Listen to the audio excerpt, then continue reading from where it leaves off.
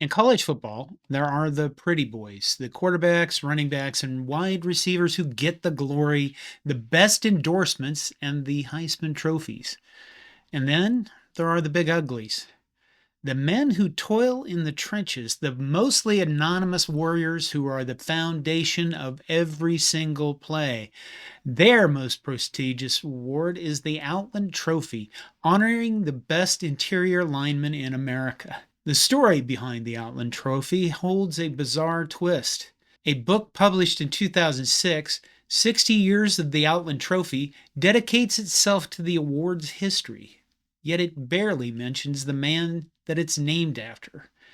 And while there's plenty about the trophy itself out there, there's extremely little about the man.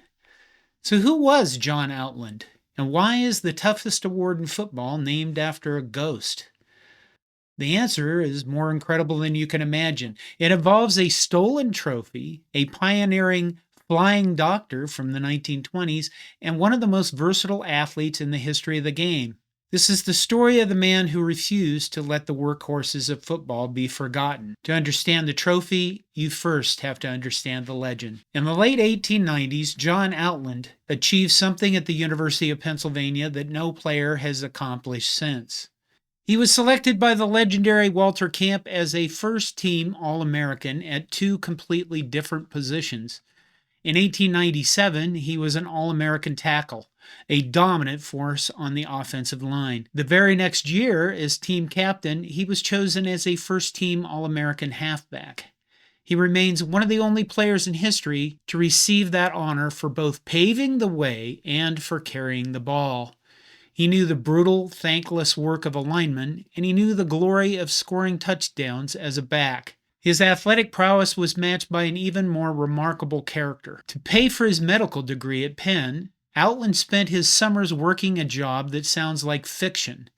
He was a companion to wealthy young men struggling with alcoholism. He was a pioneer of adventure therapy decades before the concept existed. He took these men on long camping expeditions deep into the Wyoming mountains, removing them from temptation and teaching them self-reliance and outdoor skills to get them sober. After graduating, Dr. Outland's life only got more extraordinary.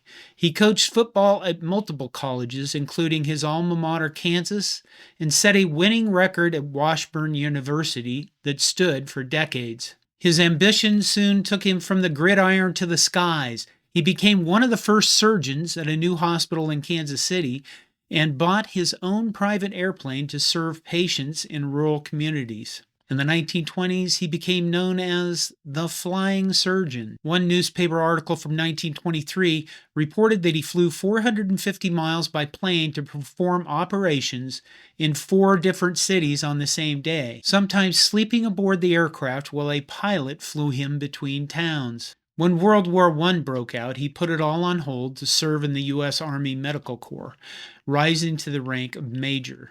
He also founded the Kansas Relays, which remains one of America's premier track and field events. This relentless drive for service and innovation was forged in his childhood. John Outland was born in 1871 to a Quaker family in Kansas during one of America's most turbulent periods.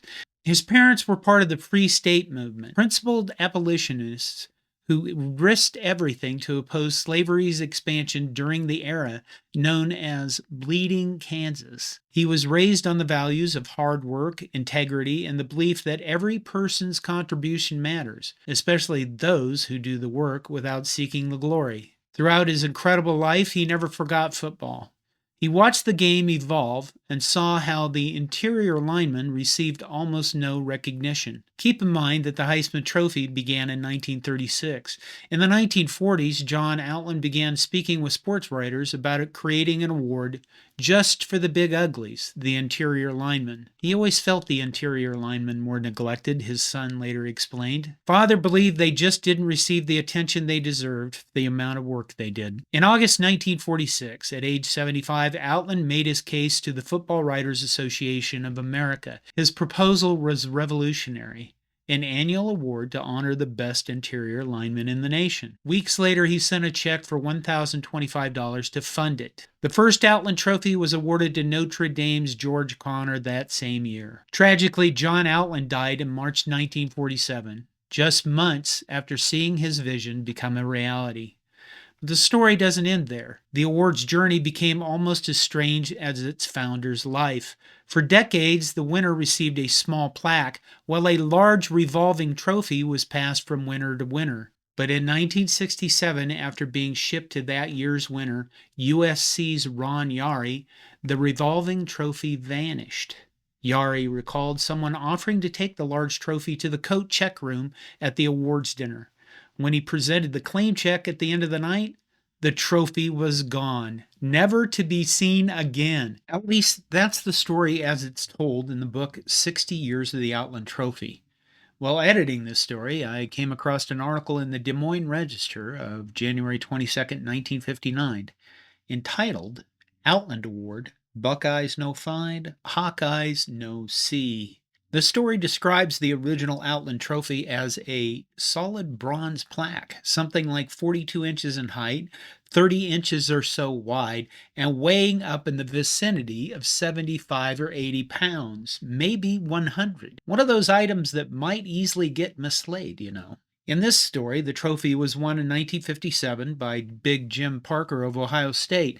The next season, Alex Karras of Iowa, whom you might also know as Mongo, the pawn in the game of life, won the trophy, and Ohio State was supposed to ship the trophy to Iowa. Then the following year came, and Zeke Smith at Auburn won the trophy, but nobody could find it. According to Ohio State, Karras or Iowa never asked for it, and it disappeared. The article adds one more bizarre twist in a story about one of the most prominent awards in college football. Which to believe?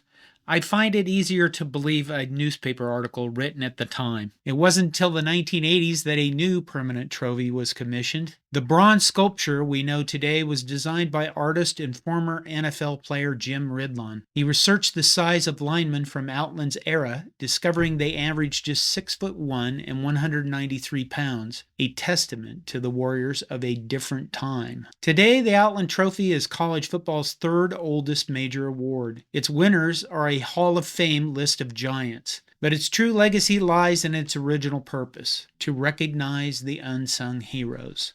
John Outland understood that football, like life, depends on people willing to do the hard work without the applause. From the battlefields of bleeding Kansas to the operating rooms of Kansas City, he lived a life of service. When you see that trophy presented, remember the flying surgeon, the two-position All-American, and the man who never forgot the big guys in the trenches. I have a question for y'all. Would you rather have a guy on your team that won the Heisman Trophy or won the Outland? I know the answer for me, a Nebraska guy. It's winning the Outland. Nebraska has won a fair number of Outland trophies over the years, and the last one was Ndamukong Suh in 2009. Suh was a generational player in college, but when you look back at the years in which Nebraska won those Outland trophies, it was actually when Nebraska was good at football.